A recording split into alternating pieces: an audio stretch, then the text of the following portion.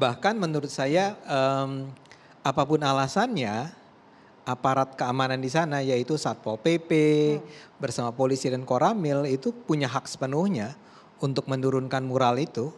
Karena itu kan persoalannya dipasang di tempat yang apa namanya ya, ruang publik atau fasilitas publik atau apalah namanya ya, yang perlu izin kan. Saya nggak bisa menggambar begitu saja di sana.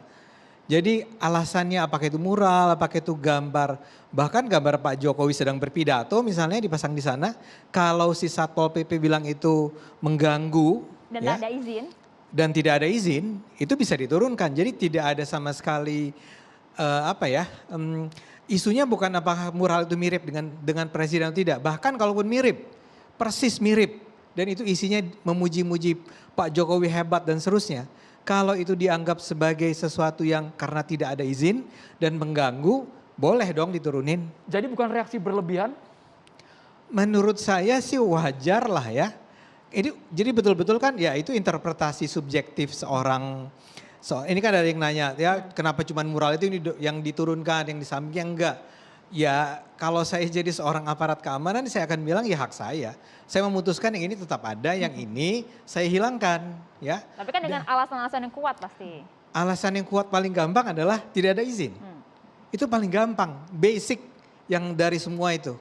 Kedua adalah ingat dalam kebebasan berekspresi tidak semua hal yang menyangkut tidak semua ekspresi bisa dibebaskan ya. Itu selalu ada pasal pengecualian. Kalau kita kembali ke UUD 45 itu 28J kalau nggak salah ya. Itu bilang bahwa bisa itu dilarang kalau itu misalnya mengganggu ketertiban. Misal ada kalimat begitu. Jadi sekarang betul-betul tergantung interpretasi subjektif si orang yang menghilangkan itu, yang menurunkan mural. Mas Adi, ada orang yang mural di lokasi yang sama mungkin di tingkat kabupaten maupun kecamatan itu tidak dihapus. Padahal dalam bentuk seni lukis juga. Nah yang saja. Ini yang gambarnya dikatakan mirip sama presiden jelas-jelas tampak banget dihapus gitu Bang. Iya hak dia kan. Saya ingin menghilangkan yang ini karena menurut saya ini mengganggu. Bukankah itu kemudian dinilai sebagai tindakan yang semena-mena jika memang tidak ada alasannya? Karena itu melanggar hukum. Jadi memang alasannya melanggar hukum sangat real. Dia melanggar hukum yaitu tidak punya izin. Maka kalau itu saja yang paling basic sudah tidak dipenuhi, nggak boleh orang protes. Sebentar, posisinya melanggar hukum atau melanggar ketertiban umum? Ya, hukumnya bilang kalau melanggar ketertiban umum bisa, boleh. Tapi bahkan itu pun, bahkan tanpa mengaitkannya dengan ketertiban, tanpa izin itu udah nggak boleh. Bukannya udah nggak boleh, dia bisa masuk dalam wilayah yang di mana si aparat keamanan bisa mengintervensi, melakukan sesuatu, misalnya menghapusnya. Jadi nggak ada yang salah dengan si aparat. Aparat sama sekali bersih dari kesalahan di situ. Bagaimana dengan pernyataan dari pihak aparat menyatakan bahwa dikarenakan hal itu merupakan lambang negara Presiden Joko Widodo? Iya menurut saya nggak perlu juga, ngapain juga aparat keamanan lari-lari ke lambang negara. Udah jelas Presiden bukan lambang negara. Kenapa juga harus dikemukakan? Tapi kalau ditanya itu boleh nggak si aparat keamanan itu menghilangkan, menghapusnya ya? Nggak ada yang salah, nggak ada yang anti demokrasi lah di sana. Saya harus ingatkan ya, penghinaan terhadap Jokowi itu udah berlangsung berulang-ulang. Yang terbaru ini adalah yang soal Baduy dan Badut ya, yang wartawan dari Tirto ID yang menggambarkan bahwa sebetulnya seolah-olah mengatakan Jokowi itu badut ya, itu nggak diapa-apakan. Ketika ketua BEM UI bukan ketua BEM sih, BEM UI menggambarkan Jokowi sebagai the king of lip service, nggak ada tindakan hukum apa-apa terhadap dia. Itu hak dia, hak si BEM untuk melakukannya.